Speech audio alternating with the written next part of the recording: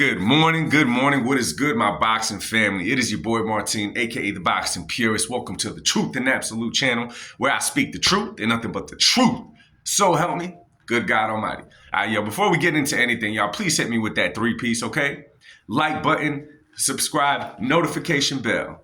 All right, now let's get right into this one. Now, first, man, we just all need to give a round of applause to all the fighters last night on last night's card. I'm talking about the card, obviously, in Las Vegas between David Benavidez and David Morrell.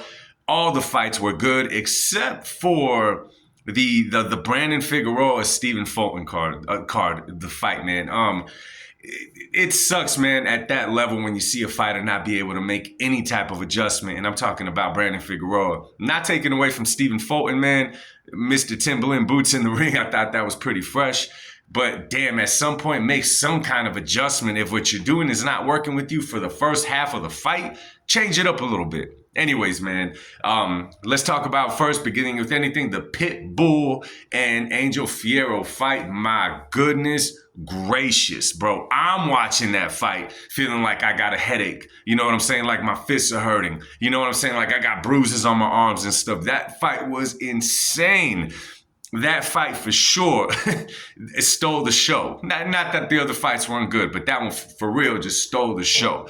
Now, the first card, the first fight, dang, I'm not remembering those. You know what? Let's not talk about that one. Let's talk about the main fight itself. David Benavidez and David Morrell put on a hell of a performance last night, okay? Now, I'm going to jump into the fight itself. I'm going to talk about each fighter, and then I'm going to give you my overall thoughts on the fight itself. Now, the fight itself, beginning in round one, it was kind of telling the story in round one. I like how Morel went in there, looked confident, you know what I'm saying? And the reason I say Morel is because Morel's the one with the least experience of the two in the professional ranks. David came how David always comes. He comes forward, he's coming ready to bully you, he's coming ready to put pressure on you. We were expecting that out of him. Morel, man, he just looked really good when his stance, he looked confident, he looked all of the above to start the fight. You know what I'm saying? He's a lot quicker than I thought he was, you know, being that size. And right away, you saw the size, man, of Morel and David Benavidez, but you saw that Morel he's physically gifted at that weight class nonetheless. Now, as the fight went on, man, you got to give it to David Benavidez for doing what he always does. You know, he brought the pressure. You know what I'm saying? I've always said this about David Benavidez. He's a real precise puncher. Okay, he's a very precise puncher. He knows his range. He knows his distance. He knows what he could let go at, when he could let go at all times. For David Morrell, David Morrell needs more experience, okay? Not taking away from the win from David Benavidez, because Benavidez did what he had to do to get that win. However, David Morrell, though, you know, I think that he thought he was going to get a certain type of fight, but I don't think he was ready for that come-forward bullying style that David Benavidez has, you know? And that's where experience comes into place. You know what I mean? When you're fighting in the amateurs, man, and I'll say it again, because I was one that said, no, that definitely is going to help him in this fight. And it did to an extent. But you got to understand in the amateurs, man, you're going for points, right? You're going for points in the amateurs, and that is, especially in the Cuban boxing program, that's why it's not always the most successful when it comes to going pro. It's because a lot to do with technical fight, you know what I'm saying, with skills, scoring points, not getting hit. It has a lot to do with that, which does not always transpire well into the boxing game when you got a dude that's just coming at you trying to rip your head off. You know what I mean? So the pressure definitely took a toll on David Morrell. I feel like there were certain parts in the fight where he was kind of looking gassed, and a lot of those times he was looking gassed early. Obviously, when you got, you know, a freight train coming at you and you got to keep on the move, not only keep on the move, but you got to be throwing punches at the same time, that drains your energy. Okay, that drains the hell out of your energy. And again, only with 11 pro fights in, 12 now, he has not seen every style that is brought to you in the boxing game in the professional ranks, you know? So obviously we said in the beginning, before the fight, that experience was going to play a huge role. And we saw that in David Morrell's case. Now, moving on to Benavidez for a little bit. You know, I'm watching this fight and I'm observing both fighters. You know what I'm saying? Sometimes I've got my eyes more on Benavidez. Sometimes I got my eyes more on Morel. Now, this is one thing that, you know, for me, in my personal opinion, I figured out about David Benavidez last night. a lot of people, there's people that watch the fights for different reasons. Some people watch the fights, a professional fight, with anticipation of a knockout. Okay, they're just seeing who's going to hurt the other guy more. They're looking for a knockout. They want a Pitbull versus Fiero fight. You know what I'm saying? That's what they look forward to. That's what they expect out of fighters. It doesn't matter who's fighting. Those are the type of fans of the sport that will get turned off by someone that brings boxing skills. Okay, myself and others, I speak for a lot of boxing purists out there. We like seeing that as well, but we also like how a fighter could break down another fighter, okay? We like seeing certain traditional things used very well. How you use your feet, how you're using the ring, how you're using your defense, how you're setting up your shots. Now, when I look at David Benavidez, he doesn't look like a traditional guy that could do the things that he does inside that ring. And I think that's what myself and a lot of other people were really critique of when it came to David Benavidez, right? We see that even last night, we all say, he kind of stands straight up and down. He puts all the weight on his front foot, and that to us, that's why we look at it like David Benavidez is one elite fighter away from taking a loss. However, what we forget is that David Benavidez now is 30 fights in. And if that's how David Benavidez fights, that is what has worked with him. That is what he knows how to use inside that ring. That's why he knows how to throw those uppercuts when he's up close, when a fighter tries to pressure him. That's why when he has you at a certain distance, he's landing shots on you because he's used to fighting like that. That's how he's always fought. So it's not traditional. And to boxing, people that are boxing purists that like the sport, it doesn't look right, so to speak. Nonetheless, it's what he's always done, and he uses it very well inside that ring, and that is what we saw last night. You know what I'm saying? The fight itself went back and forth and went back and forth. Obviously, more rounds going to David Benavidez. I did not have it a huge lopsided card on myself. I'm not exactly sure what I would have scored it, but they both had moments in the fight. You know what I'm saying? There was moments where David Benavidez was rocked, right? There was times where it appeared as if David Morrell was kind of in survival mode. I never really saw Morel get wobbled or anything like that. You know what I'm saying? Not that I saw or noticed, but there was definitely times where he just looked gassed, like he looked like he was trying to get some distance. And that's when I was like, the later rounds are going to be tough for you. One part that I didn't like about the fight itself, the whole fight was great. I did not like after the knockdown happened that he got that point taken away. Now, of course, it was clear as day that the punch that David Morrell threw was after the bell.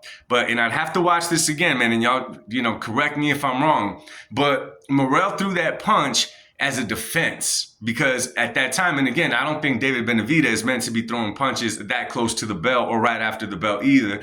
These guys are two guys that are in the ring fighting. Of course they're going to hear the bell, but they're thinking about survival. They're thinking about hitting each other. It's boxing, damn it, So I feel like when Morrell threw that shot, it wasn't because he wanted to sneak in a shot after the bell. Right? I don't see that. I don't see that as part of Morrell's character. What I saw is that David Benavidez threw a couple of shots and David Morrell threw it in return as a form of defense. So I don't feel like the ref should have taken the point away. I would have really liked to see the cards without the point taken away. Obviously, it would have been a 10-8 round. Still would have not been enough for Morrell to get the win, because at that point, David Benavidez was, comfortably ahead in the fight. But I would have liked to see the scorecards after that, They both showed great things inside that ring, all right? David Morrell, I would like to see him, I'd like to see this fight again. Okay, I know a lot of you guys feel that way. I'd like to see this fight again. However, I would not like to see this fight again right away. Both guys are, 27, 28 years old. They're still fairly young. They're still in their physical prime.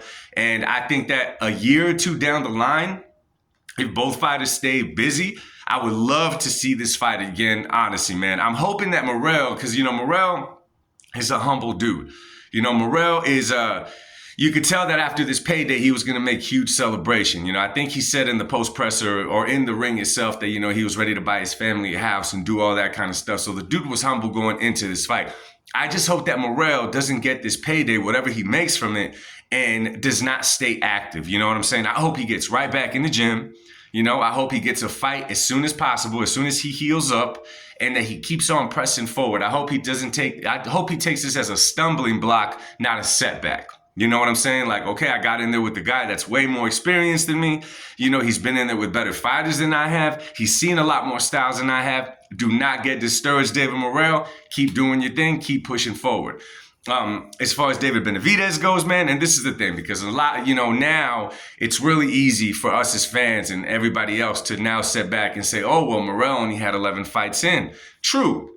He did only have 11 fights in, and we all knew that he was not experienced coming in. No matter what Paulie says, no matter what anyone, when they, see Morel sound like he's some kind of like elite monster in the game with only that many fights in. At the end of the day, it's a fight that a lot of people have been calling for, a lot of fans have been calling for, a lot of boxing analysts have been calling for, and even a lot of fans were saying for a long time that Benavidez was ducking Morel. So we cannot take those words back now to try to discredit David Benavidez's win, because at the end of the day, he got the W. Whether Morel is elite, he's not elite, experience, none of that, he still did what he had to do to get the win, and we cannot take that away from David Benavidez. We gotta stay consistent as boxing fans, regardless of how you feel of either fighter. You know what I mean?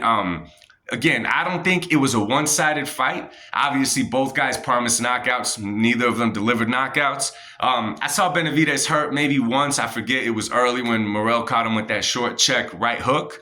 Obviously after that, David Benavidez came strong and they both went after each other. And of course, that same hook caused the knockdown that caused Benavidez when he was off balance. I don't think he was hurt in that knockdown, but it caught him off balance and he did drop him. Obviously, the events that occurred after that obviously changed that score, but I don't think that Morel would have gotten the win anyway. So again, I thought it was a good fight. I would love to see it again down the line. Big ups to David Benavidez doing what he had to do. Big ups to David Morrell for holding his ground and doing what he had to do to finish the fight. You know what I'm saying? So I like the respect between both fighters after the fight. I think that's a beautiful thing, you know what I'm saying? So let me know what you guys think though, man, about this fight. How did you guys see it play out? Let's put the bias aside, you know what I mean? Would you guys like to see it again? And do you guys agree that it's a fight that I would like to see, not an instant rematch? Because an instant rematch, it's going to be somewhat the same result. Somewhat the same result, because David Morrell still needs more experience. He still needs 2-3 more fights, maybe 4 fights to gain that experience. Fight somebody else that has a style similar to David Benavidez who just brings it forward. You know what I mean? And then it will make for a better fight. Obviously, in that time, David Benavidez will also be fighting more fights.